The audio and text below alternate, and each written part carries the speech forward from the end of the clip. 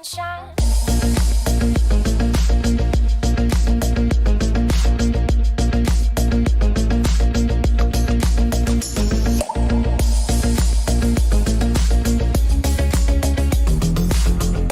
Rise and shine.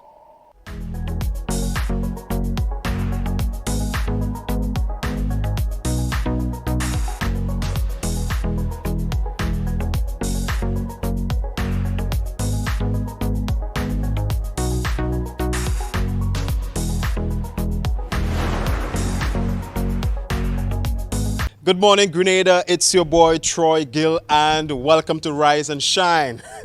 Of course, you know we have lots of information, great content coming your way, but you know we want to start with this morning's fitness to get you pumped and ready for today. So don't go anywhere. We'll be right back.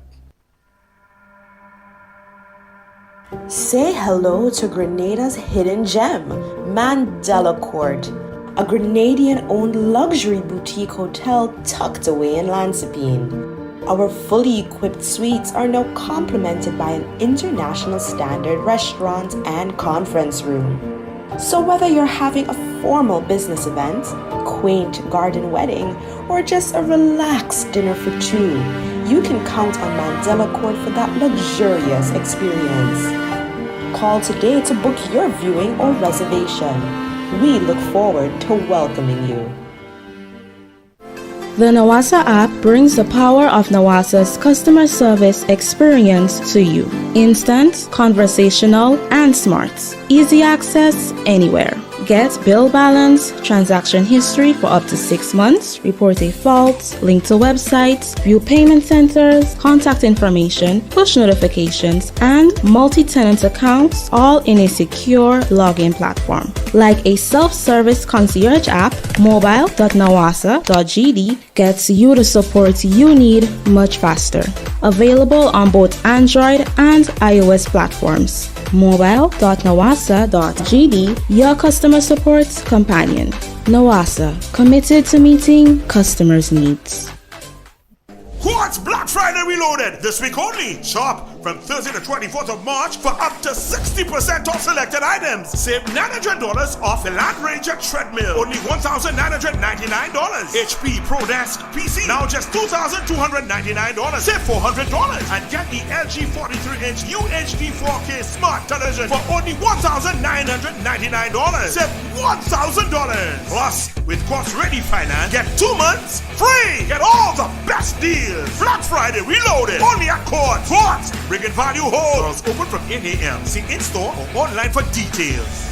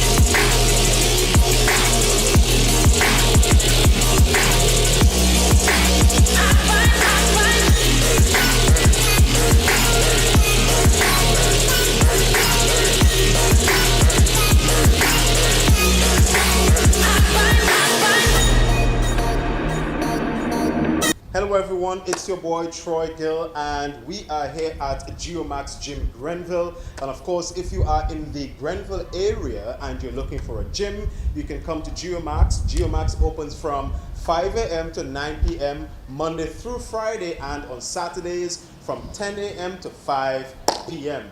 Of course, you know, we want to get all pumped and ready for today, so I'm going to be demonstrating 3 exercises, all right, to get your heart pumping, get your blood flowing, get you ready to start your day. All right, so you guys ready? Let's go. 1, 2, 3, 4, nice and easy.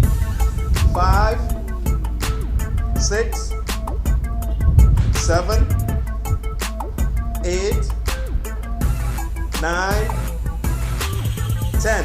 Upward punches. 1, 2, 3, 4, 5, 6, 7, 8, 9, 10. 1, 2, punches guys. 3, 4, 5, 6, 7, 8, 9, 10. Woo! All right, guys, so we're gonna take a 20-second break, and remember, like I always say, always keep drinking your water. Take sips of water in and between your workout, guys. That is essential. It's important to stay hydrated. All right, so we're gonna do 2 more sets of this routine. Ready, guys? Let's go. 1, 2, 3, 4, 5, 6, 7, 8, 9, 10. Upward punches. 1, 2, 3, 4, 5, 6, 7, 8, 9, 10. Forward punches. 1, 2, 3, 4, 5, 6, 7, 8, 9, 10. Woo! Good job, guys. If you are following, and keep drinking your water, guys. All right, remember that exercise is important, guys. Right, get your heart pumping, get your blood flowing, help you to burn some calories. All right, guys. So we got 1 final set, and then we're gonna call it a day. Hope you guys are ready. Are you guys ready? Have you been following? All right, so let's go. 1, 2, 3, 4, 5, 6, 7, 8, 9, 10. Upward punches. 1, 2, 3, 4, 5, 6, 7, 8, 9, 10. Forward punches. 1. Come on. 2, 3, 4, 5, 6, 7, 8, 9, 10. Woo! Good job, guys, if you were following. All right, guys, I hope you benefited from this session, guys. Remember, any form of movement, every form of exercise is important, guys. And like I always encourage you to drink your water. Remember to stay hydrated. All right, guys, we are experiencing some really hot conditions, and so it's important to stay hydrated. And I also want to encourage you as well to make healthy choices. All right, guys, thank you so much for joining us. See you again next time.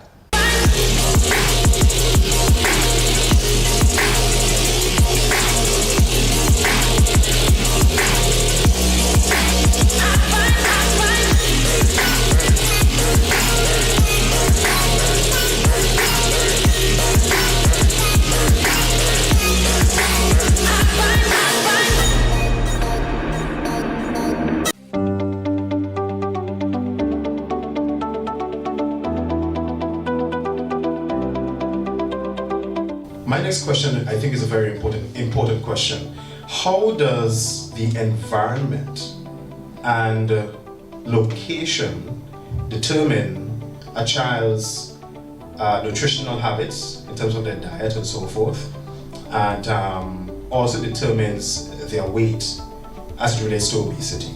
Yes, good question. So the environment, you know, a few months ago, the children were home and they were doing the online learning, and that was a little frustrating for some of them. So rather, you know, they're being frustrated and their focus was on the device. No time to really play or be physically active. They're snacking odd hours of the day because they're not really used to being home studying or attending classes. So yes, their diet had changed at that time because that's a new environment, a new learning space for them. Then we think of the space for physical activity or recreation.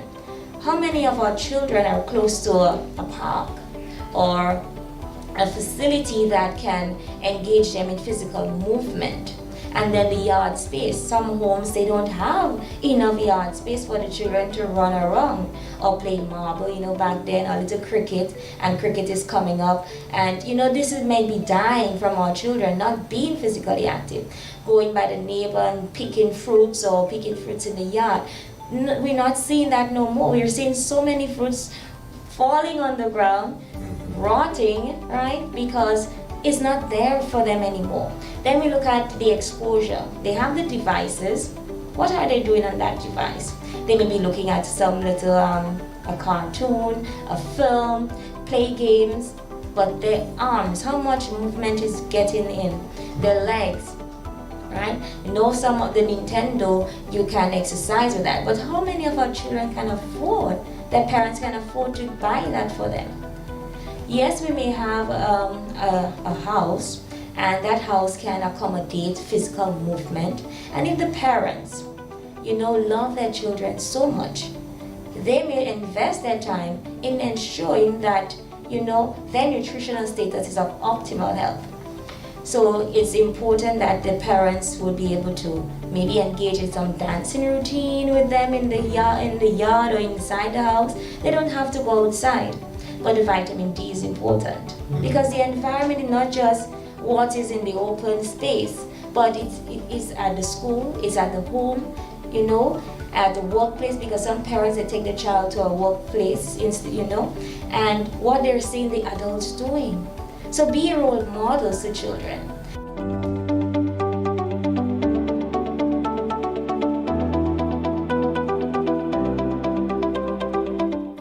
We begin with head of the Community Relations Department of the Royal Grenada Police Force, or RGPF, ASP Desmond Richards. He's confirmed that there was an altercation between a bus conductor and two police officers early this afternoon. According to him, based on the information he received, it started after the police officers proceeded to ticket the operator for an offense. However, the conductor, upon being approached, began walking away from the police, who attempted to stop him. I just confirmed that there was a little scuffle in town between a conductor and not one but two police officers. Well, it was a male officer who was ticketing the driver in which of the bus he conducted. And but of course they were going to speak to him as well, and he was walking away. So the officer, you know, I guess attempted to stop him to talk with him.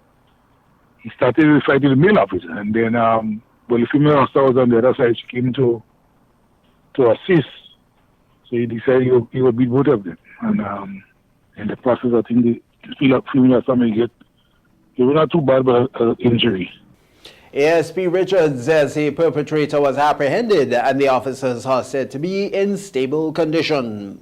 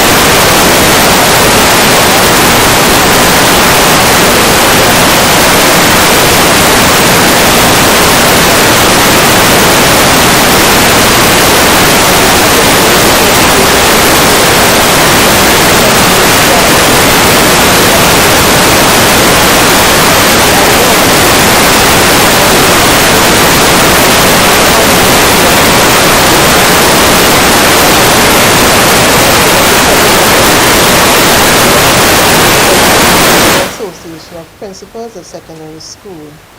We are ready to work with this dedicated team of volunteers to make Grenada the games happen come April the 7th. A representative from the Royal Grenada Police Force, ASP Desmond Richards, says the police force will be out in full force on that day, making sure everyone in attendance is safe.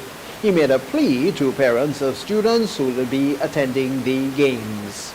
It's critical to appeal to parents as well, because if you don't set timelines, you can control the children. These are the problems that we are encountering. And I must also hasten to say, I remember a few years ago when we were putting mechanisms in place to stop what we see now. There were some same parents, I heard them with my ears, that were cursing the police league, and I can't use the language that they use. The children, give them a chance. Today, these some parents are coming into the same police are saying that they can't handle their children, because that is what, and all of us as in some way have to take responsibility for what we see happening. But we have to fix it. We are going to be having officers, as I say, sweeping through the town, ensuring that students get to the bus. But I want the parents to help us, and I want the others to help us.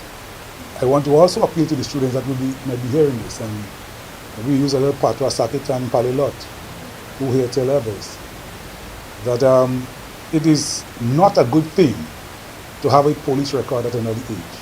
Meanwhile, after several incidents involving students after school, police are moving to crack down on loitering. According to the Royal Grenada Police Force, loitering has always been an issue among students, and it sometimes leads to sexual activity, fighting, and even killings.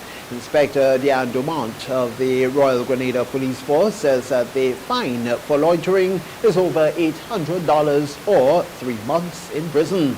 She says it's been a challenge for the RGPF in dealing with loitering for many years. However, the right tools put in place and police patrol, well, they believe with these they can curb the issue. But let's get more on this from Nikita Houston. It has been evident that for the past couple of weeks, students have been loitering after school, and several videos on social media show the students engaging in unlawful activities such as fighting and consuming alcohol. According to Inspector Diane Dumont, an officer attached to the Central Police Station, loitering is an offense in the Book of Law. She provided some statistics on loitering among children. The fine for loitering is $1,000 in or 3 months imprisonment, or it can be both. It depends on the magistrate. There have been a problem with children loitering in the town. I haven't no time at all know that, look, we don't face with a problem of loitering, especially by the school children. And basically the problems being faced is fighting, and sometimes even it goes far as stealing. Inspector Dumont spoke of some of the regulations put in place to curb the issue of loitering among school children. We are responsible, and parents, teachers have also responsibility. And if they are left unattended, then it can be involved in other illegal activities, other crimes. So we have put in place before school patrols. So basically schools call most of the secondary schools between 8 to 8:05 or to 8:30. So the police officers would get out there on the mornings in the areas maybe of canteen, abandoned buildings, and on the streets, so that children who should be in school, we get them to be at school. And even after schools, we engage with patrols in areas behind the mall, on the streets, that we know that the children normally go and loiters. According to Inspector Dumont, parents have a vital role to play in dealing with the issue of loitering. She is urging parents to play their part. Speak to the children before leaving for school. Let them know that if after school they don't have any extracurricular activities, they should get themselves at home. And they should also give them time to get home. So if you know, for instance, school is finishing at 2 o'clock, 2:30. The latest the child should be home once they have no extracurricular activities. Speak to your child or children to let them know by 3:30, you should be home. Inspector Dumont says adult loitering is also a concern, especially around financial institutions. According to her, community policing is also needed when dealing with loitering among children and adults. The RGPF is encouraging students to get home after school and is urging parents and bus drivers to play their part in helping with this issue. Nikita Hostin, MTV News. Farmers' representative in the Senate says the adjustment in prices by farmers due to the rising cost of feed and other production costs is justified. However, he does believe that the conversation should be more centered around increasing and maintaining food security, as we hear now in a report from Troy Gill. Well, I mean, of course, farmers cannot continue to absorb rising cost of inputs. That is bad business for them to start with. And so price increases must be considered, otherwise they would be out of business. Particularly livestock farmers, poultry farmers in particular, and even vegetable farmers have been going through these increases in inputs. And so you have to do that compensation such that they don't lose on their returns. That was farmers' representative in the Senate, Roderick Sinclair, weighing in on the recent increase in the price of feed, which will give rise to an increase in the retail price of eggs and other local produce. However, he believes the real issue is not the rising cost of feed, but a lack of emphasis on increasing food security. So, for example, right now the increase in feed prices is 16%. It works out to about $6 a bag based on my discussion with some of the farmers.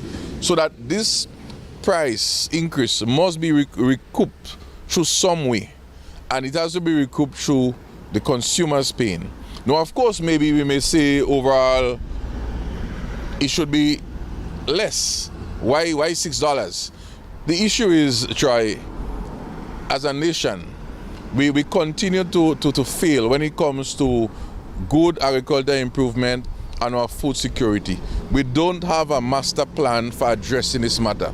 So when these shocks take place, we are affected. He said viable substitutes can be found which can augment the cost of feed, including wheat. So, for example, there was the initiative of using things like breadfruit and cassava and banana and so on as substitute to wheat in making your bread. So you may use if it's 40% or 50% mix. That could reduce your costs. Similarly, if we have those sort of initiatives with our feed, we could find now that the reduction, the increase is less than it's supposed to be. The increase in the price of flour and feed took effect on Monday, including the cost of local chicken and eggs. The last recommended price for the cost of whole fresh chicken, which was endorsed by the Ministry of Agriculture, was $6.75 per pound, and eggs 30-count wholesale at $23 each. However, former president of the association, Jason Phillip, believes as a starting point, the new recommended prices should be whole fresh chicken at $7.38 per pound and eggs 30-count tray wholesale at $26.68 each. For MTV News, Troy Gill. A popular political analyst is weighing in on the two new candidates recently selected by the National Democratic Congress, or NDC, to contend 2 seats in the upcoming general elections, including South St. George, which appears to be a critically important seat for both parties. Well, Troy Gill has been speaking with William Joseph. Political analyst and social commentator William Joseph, speaking to MTV News in a telephone interview on Wednesday, said it appears the recent addition of 2 candidates by the National Democratic Congress gives the party a semblance of a team that can encourage other possible candidates to come forward so the party can have its full slate of contenders for the next general elections. So the NDC has now announced 9 of its candidates, so it means that they are fleshing out their team.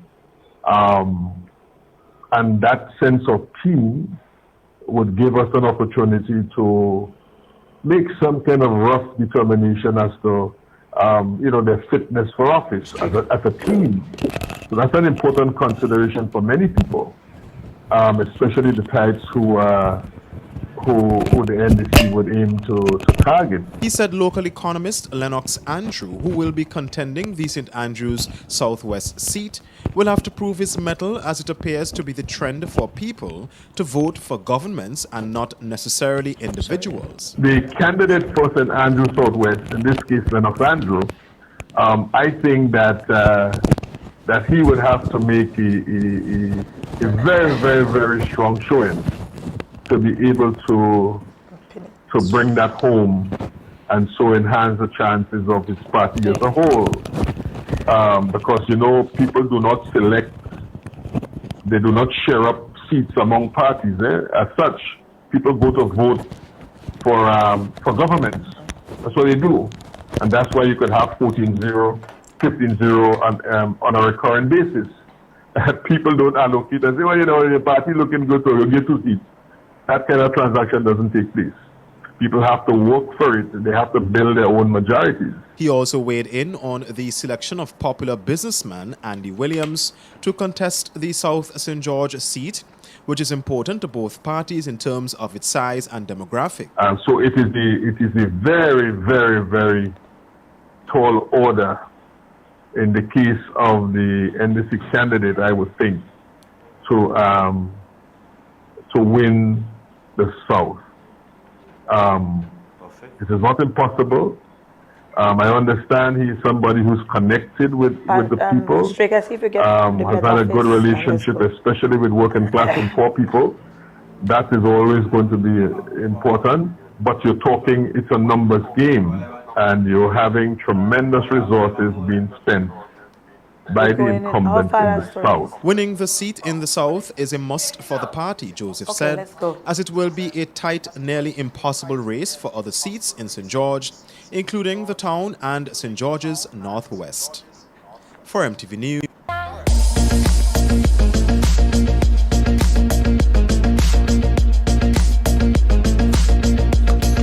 Good morning and welcome to Rise and Shine for today's Thursday.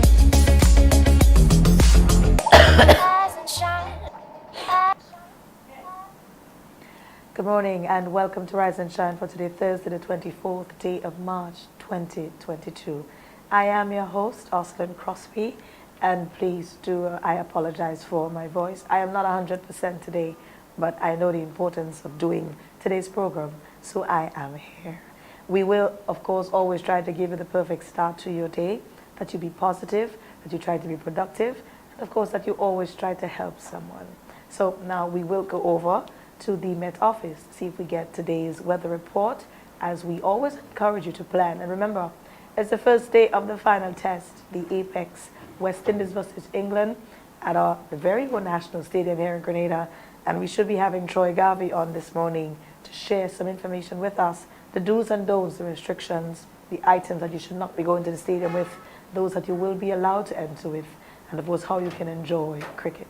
So I believe we have the weather with us. So let's go over to the Met Office now for this morning's weather report. Good morning. The winds across the southernmost part of the state will from the east, northeast, 22 miles per hour. There is a lot of wind and it rises at 10:15.1. And the balance, present temperature 26 degrees, orange 77%. Maximum temperature is here within the last 3 minutes, 30.3 degrees.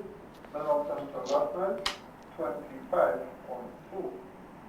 Please note all temperatures of all times are in degrees Celsius. In terms of rain, here within the last Morning, Donella. not much at all, only 0.5 of a millimeter, hence for months of Earth. How are you? Goes up to 8.2. Morning.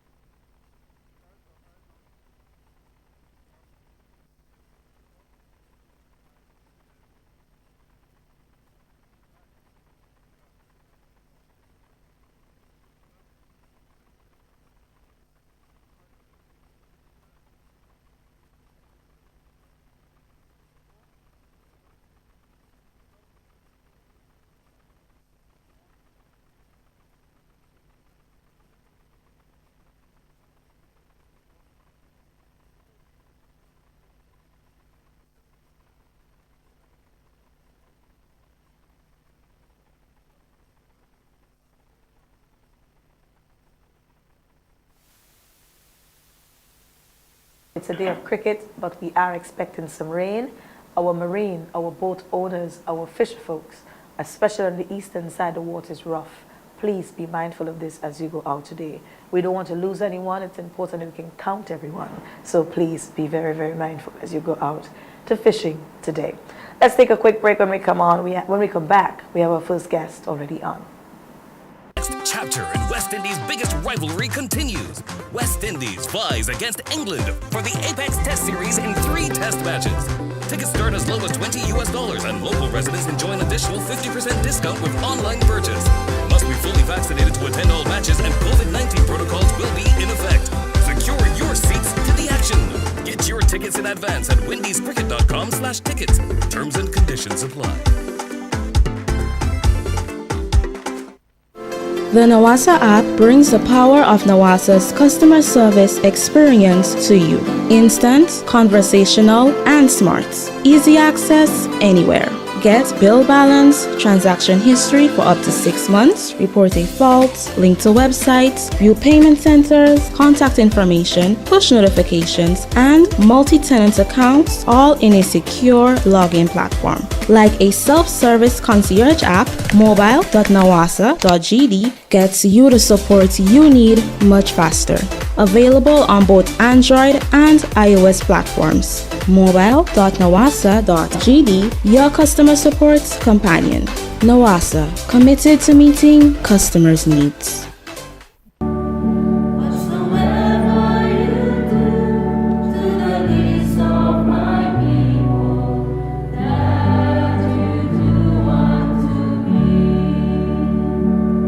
The Diocese of St. George's in Grenada presents its 2022 series of Lenten Mission, March 21st to 25th, 7 p.m. nightly. This year's mission will be guided by the theme, "Whatsoever you do to the least of my brothers, that you do unto me," reflecting on the scripture, Matthew 25, 31 to 46. Mark your calendar. Monday, March 21st, Sacred Heart, Petite Martinique. Tuesday, March 22nd, St. Patrick's, Hillsborough, Carriacou. Wednesday, March 23rd, Christ the King, Grand Roy.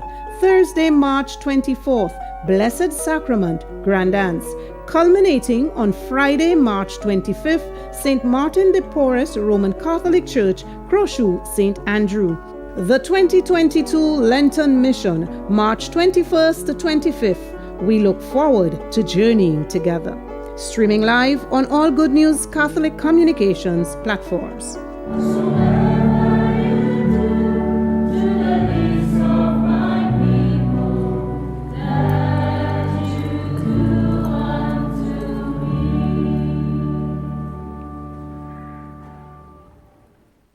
Introducing the Grenlec mobile app.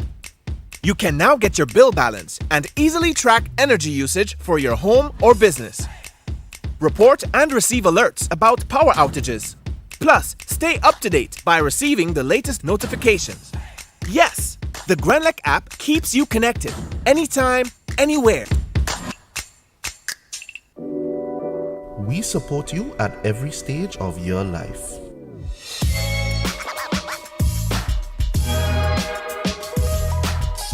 For business,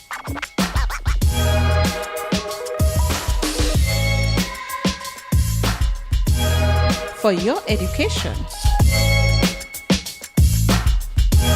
for your financial freedom,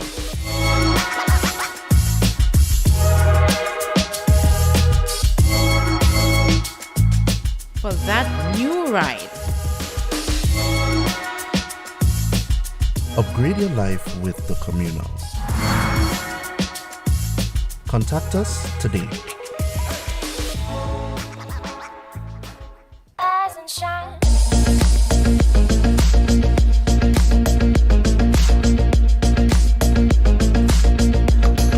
But that was the book name again?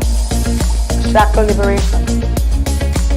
Yes, Shackle Liberation. Rise and shine. Rise and shine. Welcome back. Thank you so much for joining us this morning.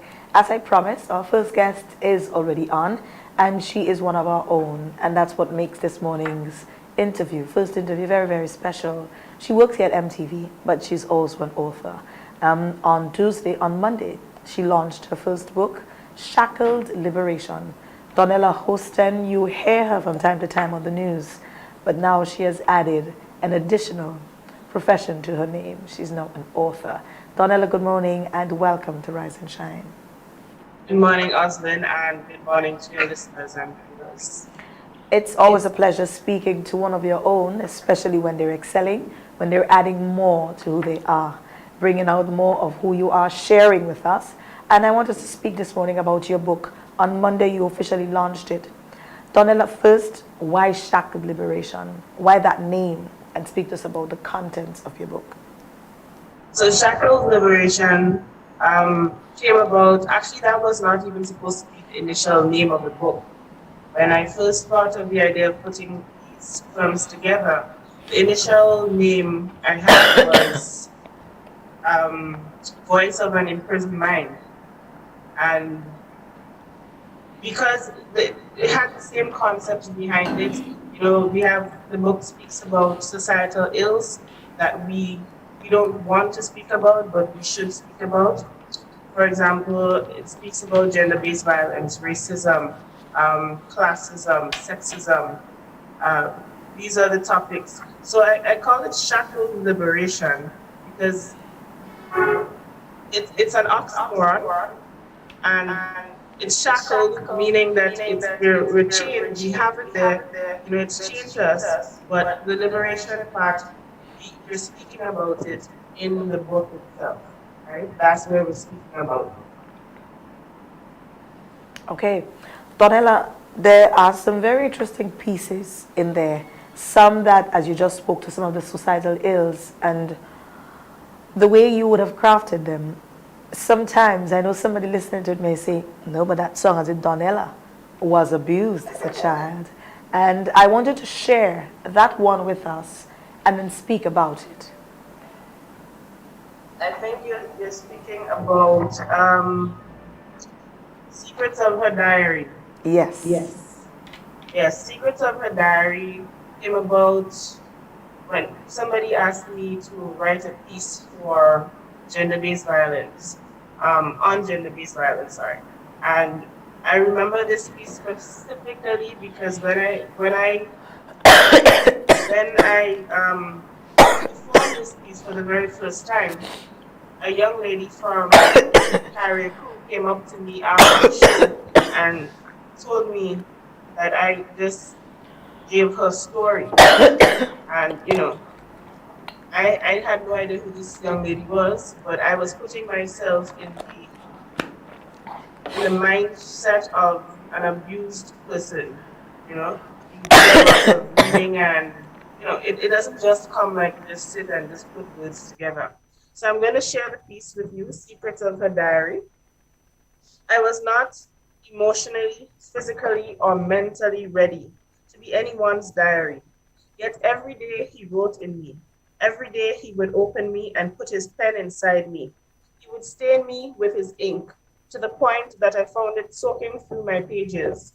For every punctuation mark he made, he punctured me, tore me, destroyed a piece of me.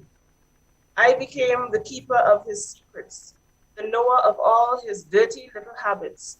A book filled with stories of lust, drenched in pain and pus, so poison-filled that I became numb. I became numb. Every day he turned a new page. Every time he opened me, I could feel a piece of me being detached, with no hope of being reattached to anything anymore. His spear-like words and blows marked and scarred my virgin heart, ripping the flesh off my backbone and the self-esteem from my person. And for some reason, that particular season never seemed to come to an end, without him having to pluck every fruit I ever bore. Every day I dressed myself in tears, covered by the fear of not knowing, yet expecting that it will happen. Because for 3 years, 3 days, and 3 hours, he continued to pummel my pages with his pen permanently, until one day he stopped, forgot me, left me for my 12-year-old cousin, whose book wasn't even printed properly. Her oil was not flowing thoroughly, and so for the very first time she came to me, telling me the secrets of his diary. And not knowing where to turn or who to run to, I comforted her. I apologized to her on behalf of him. I told her I was sorry that her dad's got a tool like the Greater Lands and she's got a room like its dependents, leaving her open to his deadly invasions. Because my room has gotten too old for his destruction. But she wasn't the strong type. She wasn't the holding on type. And somewhere during the night, my little cousin Mary ended her plight. She could no longer put up a fight because at the end of the tunnel, she saw no light. So that is the secrets of her diary. Realistic story, and I think it's one that many can relate to. Donella, you said that you'd be the voice for the voiceless. I think you know that it's a lot on you by simply taking this course and choosing to do poems like this. I believe that in order for there to be change, we must address the issues. We cannot try to move around them, or they would still be there. On this journey, where do Donella go from here? This is the start of a very long journey for you. This is the start of a really long journey for real. If you know me, for those of you who don't know me, I've been writing poetry for about 15 or so years. Plus, I've been performing poetry for just about 10 to 8 years. And I got the opportunity to start performing. My very first performance was at St. George's University. And I'm always grateful to them for giving me that opportunity. I also got to perform in regional countries.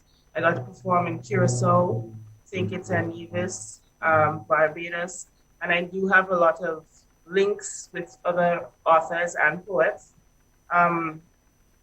Because my poetry is more realistic poetry, my intention is to keep doing what I'm doing and help people to share their thoughts. Whether it's through me or if I have to help people to write, that is not an issue. As you were there at the launch, and you heard when Dr. Crawford said I had workshops. And so it was to help young writers to get that talent out. And, you know, my intention is to just keep going, keep writing.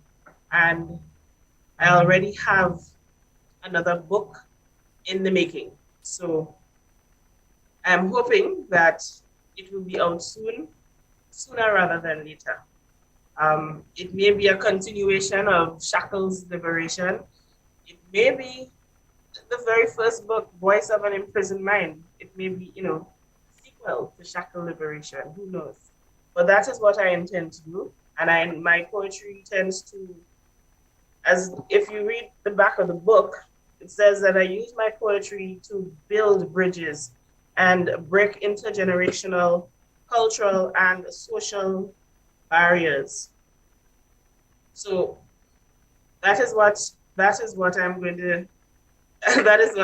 to keep doing, and I am happy that, you know, with the reception that I'm getting from the book so far, I am happy for that, and I am going to continue to appease my readers and listeners. Donella, share another piece with us, please. So I'll share my very favorite piece, which is the piece that I usually start my performances with, because people, anytime I go to perform, people would always ask me, you know, why is it that you write? So I decided to, instead of having to answer people every time, I decided to start my performances with why I write. I want to read poems that have not been written yet, make poetry out of stories that have not happened yet, create words that make even blind people see that this is more than just poetry. I want to create emotion so strong that before you know it, every reader, every listener will become believers of words. Because I am a writer, a non-conformer, a lyricist who creates, appreciates, and dominates. This isn't a recent discovery. See, I've been writing poetry from the time I was conceived. Remember those marks on my mother's stomach during her pregnancy? Yeah, that was me writing my story. You called it stretch marks because you didn't have the ability yet to see. And on the day I was born, I continued my journey, continued writing my own first story, continued making believers out of my readers and followers out of my listeners. Because my poetry is me. I write poetry even in my sleep. See, it comes to me in the form of dreams, and God writes on the back of my eyelids. So I go to sleep for pen because I never stop writing, I never stop creating, never stop populating my mind with thoughts that make me who I am. It's been injected in my DNA, embedded in my anatomy, infecting me, making me contagious. If you cut me, I bleed words, I bleed poetry, I bleed stories of reality. And this is my mental cycle, bleeding words nonstop, going straight to my poetic pad, saturating the mind of every reader and every listener, making them believers of words. Because I am a poet, an activist, an artivist who believes in the freedom of speech, the reality of reality, and the power of words. And this is why I write. I am the voice for the voiceless, the spine for the spineless, and a constant reminder to perpetrators. So telling me that my speech isn't free will only impregnate me with words. And these words will grow inside me like a seed until I give birth to poetry. My poetry, me. So that was why I write. And as I said, the reason I wrote it was to answer the question that I'm usually asked after every performance. Why is it that you write? So taking in front to answer the audience before they ask me. It's one of my favorites and a lot of people's favorites as well. It is a piece. It is also one of mine when I heard it first. Donella, thank you so much again. Tell us how we can get your book. Where do you have them available? So right now, I have the books here at MTV. You can call MTV, you can contact me at 536-1514. I'm trying to get some books up to Carry It Cool and maybe Mitchell's Pharmacy down here, Mitchell's Health and Wellness. I will let people know when they call me, and it's only 30 EC. It's a small book, but as I said, on Monday, it's packing a lot. What is the cost? Sorry, I didn't pay. What is the cost of the book? It's 30. It's also available on Amazon, on Kindle, so you can purchase it online. But if you'd like a signed copy, I have it here. All right. So much, Donella. Always a pleasure. We do hope to continue to get sharings from you, offerings from you. Keep writing, keep sharing, keep being that voice for those who cannot speak. Donella, we wish you the best and congratulations on this, your first book. We expect many more from you. Thank you. You will. Wonderful. Bye. Have a good day, Donella, and thank you again. Bye. That was Donella Hostin, new author. She just released her book, Shackled Liberations, Poems. We'll be back shortly after this break with our second guest.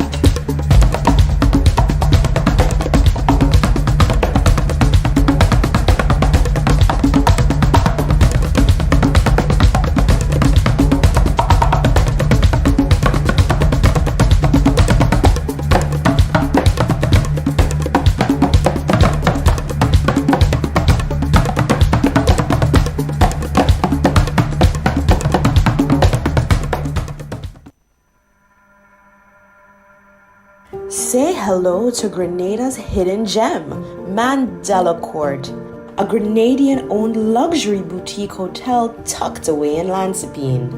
Our fully equipped suites are now complemented by an international standard restaurant and conference room. So whether you're having a formal business event, quaint garden wedding, or just a relaxed dinner for two, you can count on Mandela Court for that luxurious experience. Call today to book your viewing or reservation. We look forward to welcoming you.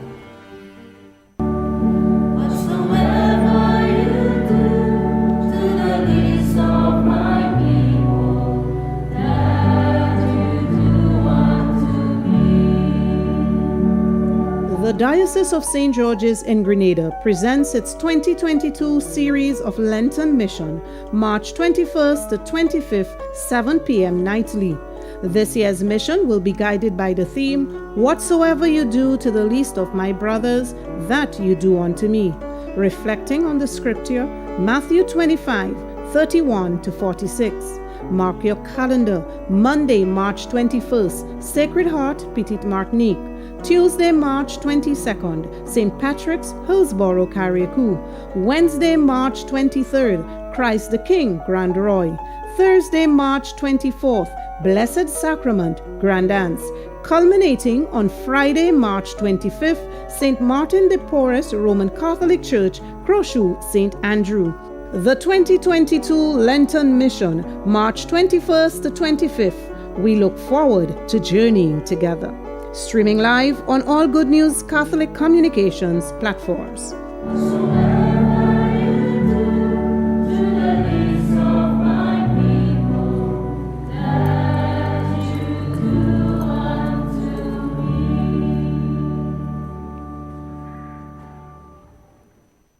Introducing the Grenlec mobile app.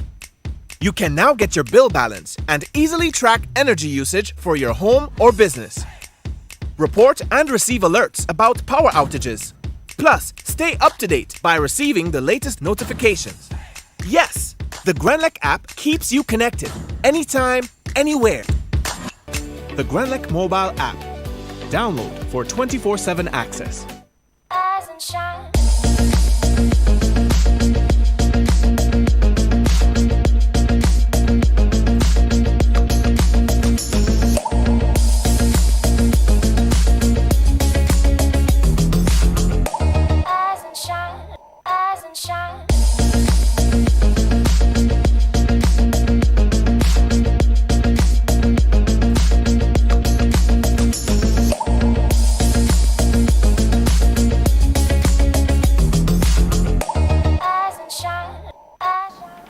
Welcome back. Thank you so much for joining us. So now we're on to our second discussion for the morning. Now we have President of the GUT, Mr. Jude Bartholomew. Mr. Bartholomew, good morning and welcome to Rise and Shine. Yes, good morning to you and good morning to the nation. Good morning to those who are listening virtually through the various mediums. It's a pleasure to be with you on this program after a long time. Thank you, sir. Always a pleasure to have you. Let's go back and review the opening of school. Our children are back inside. What's happening, but we know that we are also into that time when they are preparing for external exams. So what has been some of the challenges and some of the ways that our teachers would have come up with some creative ways to ensure that this happens? All right, so I think that the parents, the teachers and students are really happy, delighted in going back to school after being home for, you may say in a cell or a prison, home for a long period of time because of the COVID-19 situation and the situation online with what was happening, the challenges with virtual teaching. So I think that the teachers have always expressed, that they really wanted to go back to school face-to-face and they look forward to teaching the children face-to-face. There is nothing better than face-to-face interaction directly in the classroom setting with the nation's children. So children are looking forward and they are enjoying it. They come back to school, they are able to interact, they're able to meet their friends, they're able to play, in the playground and do all sorts of different things and learn in that class. classroom environment. It is a bit, easier for the teacher because the teacher likes it best when you can use all the different settings and such from the classroom, whether you're talking about chalk and talk, whether you mix it up with the devices and virtual, whatever it is. But you're meeting the children, you're interacting, and it makes it a bit easier, and it's sort of in one sense that alleviate the stress that teachers were having online. Nevertheless, going back to school face-to-face, although we are happy and everybody happy about doing that, it left with some other problems. And, teachers are still emotionally and psychologically stressed. The nation's children are also emotionally and psychologically stressed, and even parents. And we see that although face-to-face learning, basically is taking place, that there are some other problems, that we see challenges. You see it even on the news. You see the challenges with the nation's children, with some of them, the interaction with police officers. You're hearing from schools, when you visit schools and you listen to teachers, they complain the struggles that they are having with some of the children. Now, there are some children that are exhibiting real good, wonderful behaviors. All right, but there are some children, right, in school now that are creating a challenge to teachers and to the school and to the community and society with some sort of deviant behavior. And these are some stressing factors, for the nation's teachers to deal with at the same time now. The teachers have another challenge because the children have been away from face-to-face for a long period of time to make up. It's just like the children come back to school and they forget everything and you have to start new. And so these are some of the challenges that you hear from teachers, the deviant behavior from children, and the nation is basically seeing it and observing it. So I don't know if it's the COVID and children were locked down for a long period of time, the emotional and psychological stress away from the school and all the pressures in coming back to school and to learn and such. It seems as the children probably would have forgotten about school for a long period of time, and these are some of the challenges that we are facing. And because of that, we want the nation to be observant. We want the Ministry of Education to be observant, and we want other persons, professional, who can assist in terms of helping the children. The Grenada Union of Teachers will play its role and its part in terms of assisting its teachers, and whatever the Grenada Union of Teachers basically does for the teachers, they do it too to assist the children. So I think the nation's children and even the teachers need some real professional help in terms of whether guidance and counseling and going even further. But one of the pressures that we are observing, and the Caribbean Union of Teachers in our conference, in February, did highlight that as a major concern, the pressure that is placed on teachers and the nation's students in basically preparing for exams. You're talking about Form 5 students in CSEC exams. You're talking about the grade 6 children in the primary school with CPA, and that pressure, that high level of pressure. And you're talking also about TAMCC with CAPE, the children who are preparing for CAPE.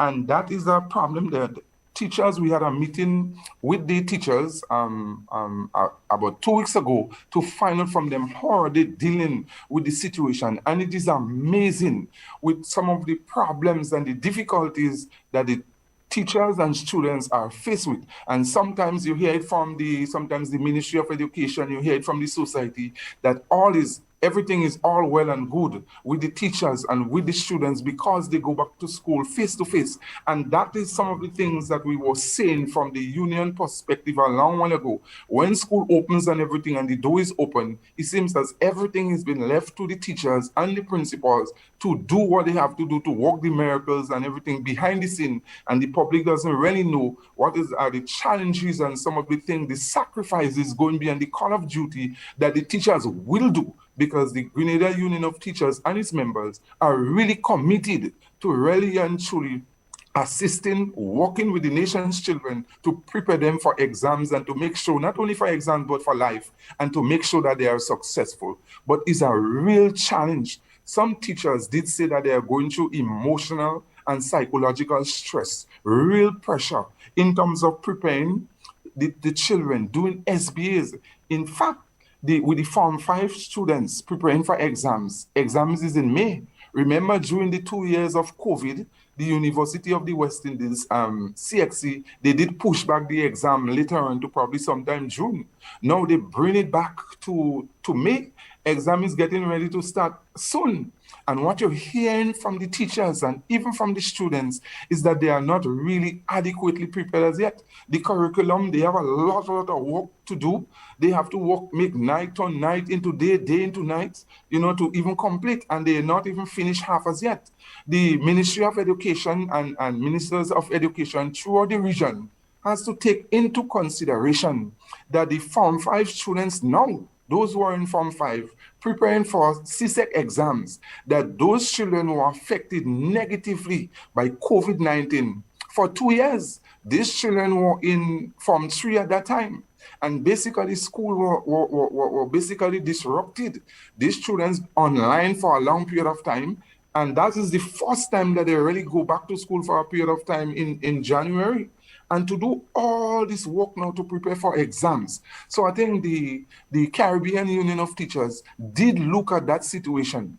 And there are some countries that are having some real serious challenges. You have St. Vincent and the Grenadines who had COVID.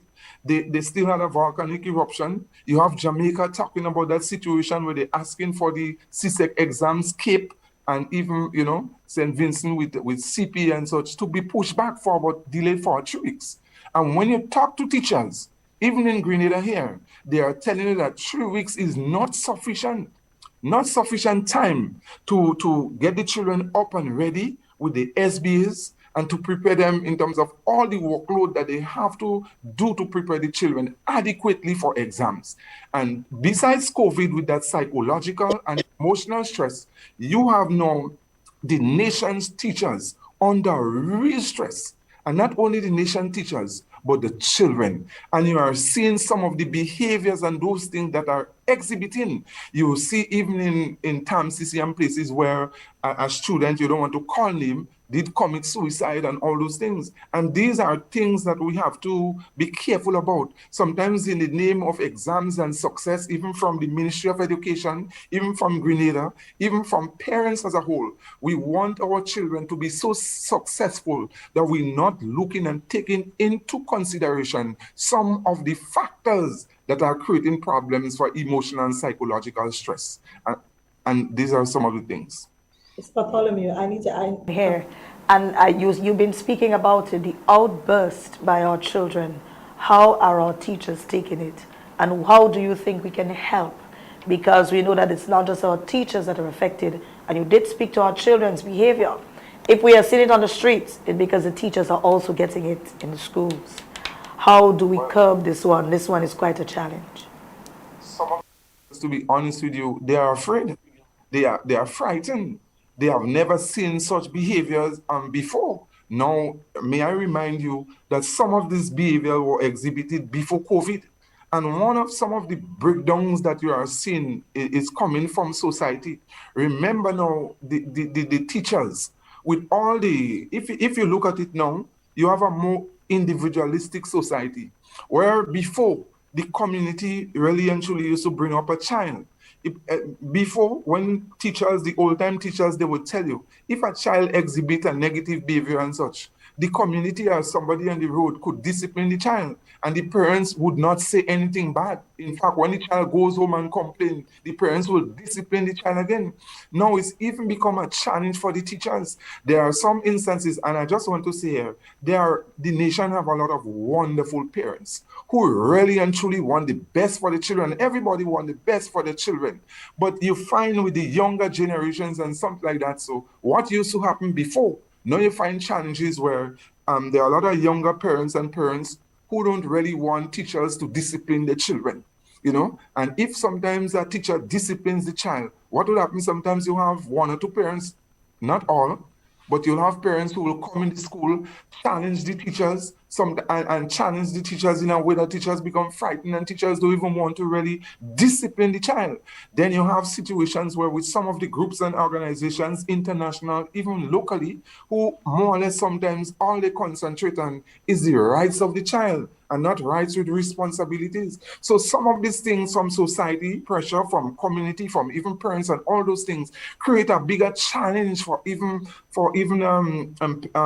teachers to really discipline and to deal with children effectively. Now, one is not saying that we're not talking about here where teachers might, let's say, deal with a child harshly or overreact. But you're talking about in a normal situation where teachers really try to reach out and sometimes discipline a child and all those things, and some of the problems that happen from society. So the pressure from society, where all the rights now seems to be on the child, sometimes the teachers has no right, sometimes even the parents have no right, even in discipline their children. And this imbalance in society creating a problem. And then you're seeing it now in school, the behavior in school, and you're seeing it on the street. You're seeing children challenging police officers and those things. So if you don't deal with it in one way, it's going to come back and bite you. So I think what happened is the teachers are exposed to everything, and the teachers, the principals have to solve most of the problems and do everything because it's in their hands. So I'm making a call here in terms of, I think the children, they are good children. It's just that probably the COVID-19 situation and the nation as a whole, the community, the Ministry of Education, the government, even the union, have to sit down and dialogue and see what is happening and try to put things in place, measures in place to remedy those behavior. Because if those things get out of control, it will be a lot of deviant behavior and such, even for society. And remember now, the children that you train today, these will be the future leaders for tomorrow. And so what we are setting. And these are the problem. But nevertheless, let's not lose focus on what is the major challenge here. And there could be a challenge before our eyes with the examination pressures and teachers on children, all right? Because most of the time, all we want is success. The Ministry of Education, all they want is good results. When they come in the school to find out, and teachers did say that when we met with them, they say when the DUs and other persons come from the Ministry of Education, the question that they ask them, have you finished your SBA? Did you do this and did you do that? They never take the time off to ask them, well, what pressures are you under in terms of trying to get this thing done? What are some of the challenges and those things? And these are some of the hidden problems. So COVID-19 is one problem, but then, another problem arises with exams and exams pressure and such. And I think what is happening here is that sometimes you're getting it from the Caribbean Union of Teachers in our conference that we had in February, that a lot of discussions, remember, the Ministry of Education and the Ministries of Education in the region, they are the ones who call the shots. They are the ones who really basically dictate to CXC or the council whether we should go forward, what should we do. So I think what should happen is that dialogue should take place with the Grenada Union of Teachers from the Ministries of Education when it comes especially in this COVID-19 situation, because we are not in normal situation. Sometimes we try to pretend that we are in a normal situation, but we're in an abnormal situation.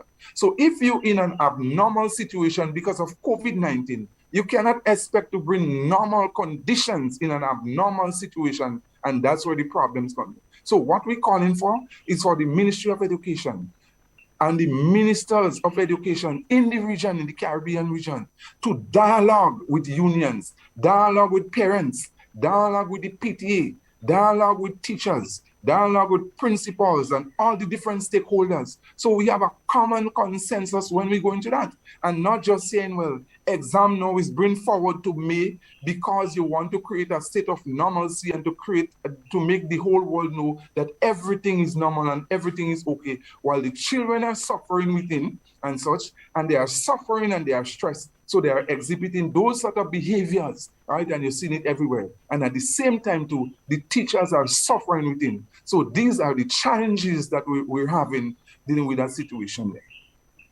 So you have an inclusive approach to this issue. I wanted to speak about coping mechanisms, because we know that while, yes, there was a call to have exams and so pushed back, we know that we will not get it, and exams will be at its stipulated time. It means that teachers have students to get ready, CPA have projects to prepare, SBAs to get done. What is the method that the teachers are using, despite the many challenges that they have, to ensure that they meet those deadlines and children are ready?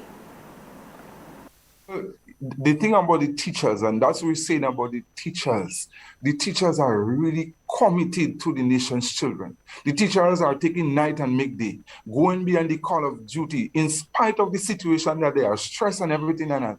The commitment of the Grenada Union of Teachers and the commitment of teachers throughout Grenada, Carriacou, and the Petite Martinique in terms of teaching the nation's children and educating the nation's children and preparing the nation's children for the exams is something that is undeniable.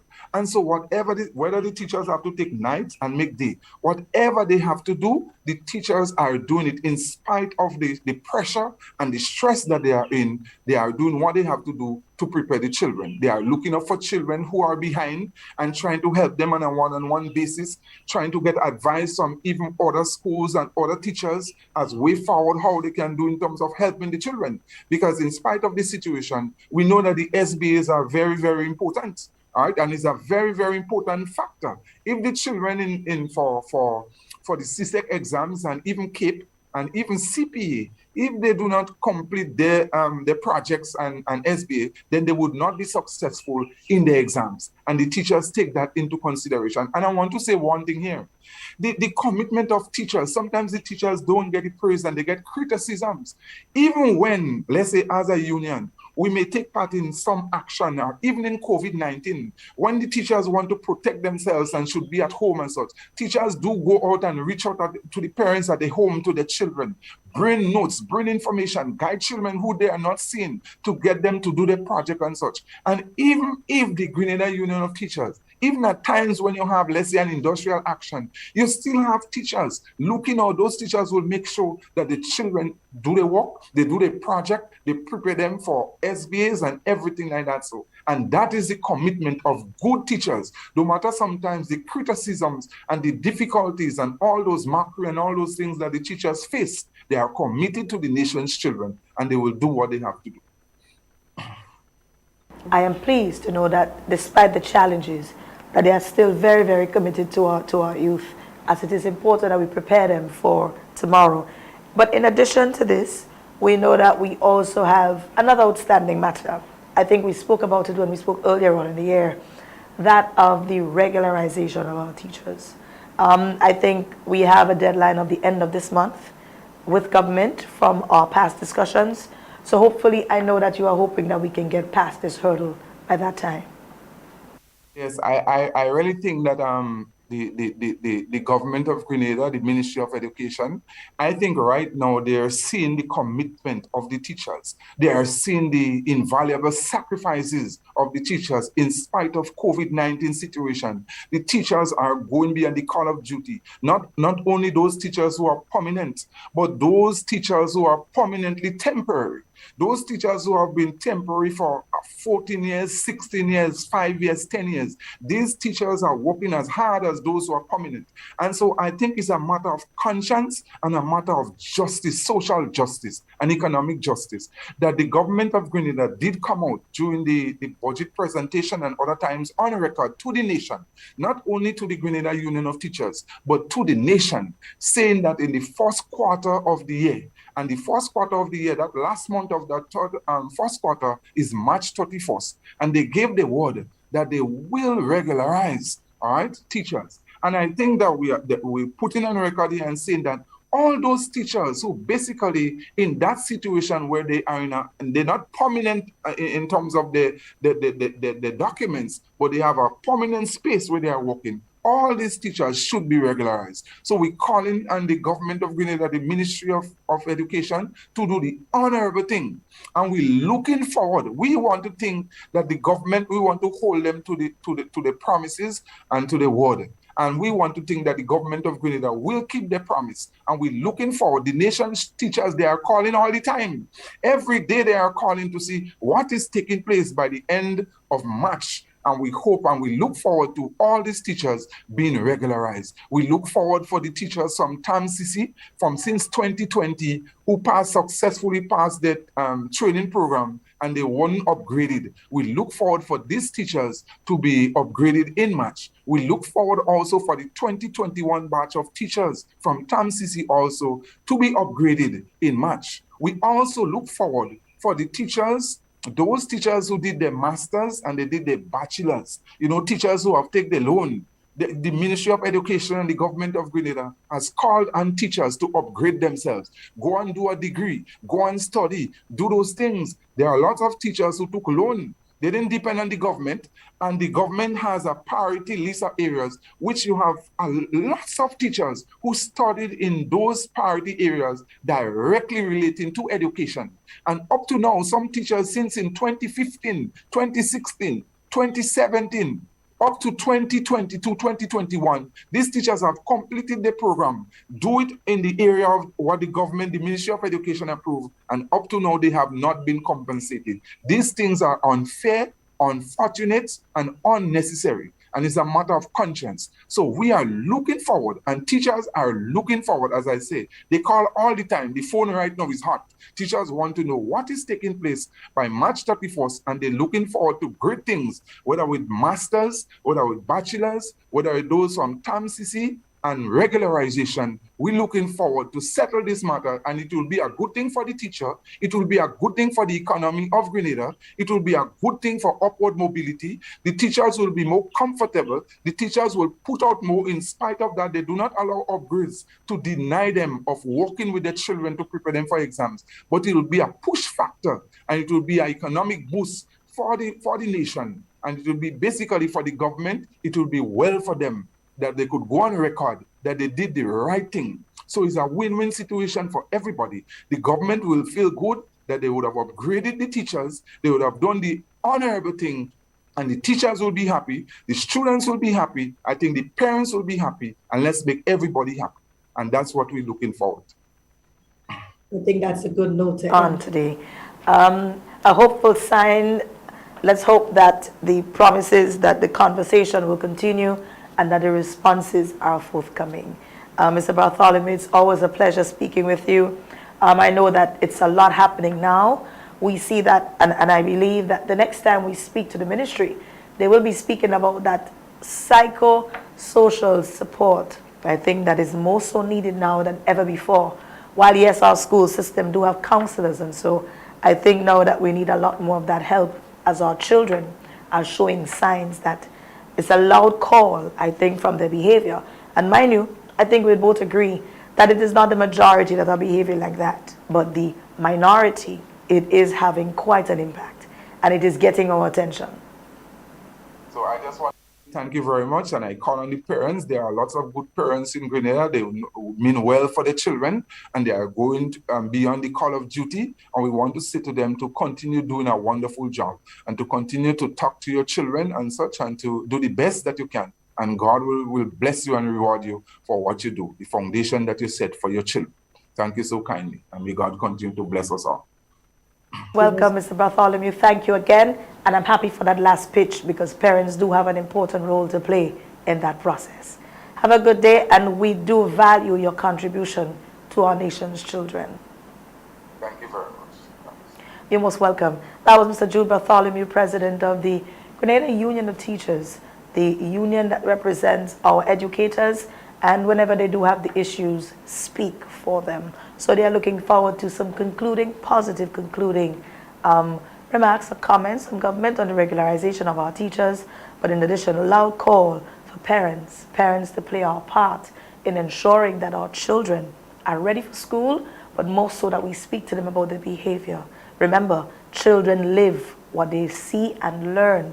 As parents, we have a big responsibility on our hands. We don't defend. We should not be defending wrong things. When they are wrong, tell them they are wrong. Guide them. Show them what they should be doing so they can be better people. We all want children that we can be proud of. Not one, as we grow up hearing, don't embarrass us. That is our don't embarrass me. We don't say, don't make me shame, please. We have a part to play to ensure that we are good ambassadors of our message as parents. So please, don't spoil the child. Don't spare the rod and spoil the child. You need to do it, you do it. It is not abuse. I'm not saying abuse them, but correct them.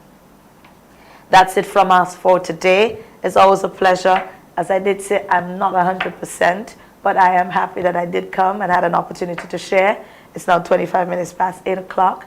We can conclude now. Just to remind you, cricket starts today, the 45-day test match at the National Stadium. Remember, vaccinated and unvaccinated can attend. If you want to, please go there, purchase your tickets and enjoy 4 or 5 days of cricket here in Grenada. It's always a pleasure being here. The team, Donessa, Elton, and Tonya, please thank you again for always working with me. Panchu, I know it has been quite a challenge this morning, but I do appreciate it. I will be back here with you next Tuesday, because when we do this all again. By then, I do hope that I'll be closer to 100, but I do appreciate coming on and being able to share today with us. Please, let's be safe. We are still living in a pandemic. Be mindful of what we do, and remember, let us help someone today. I'm your host, Ocelyn Crosby, wishing everyone a wonderful day. Rise and shine.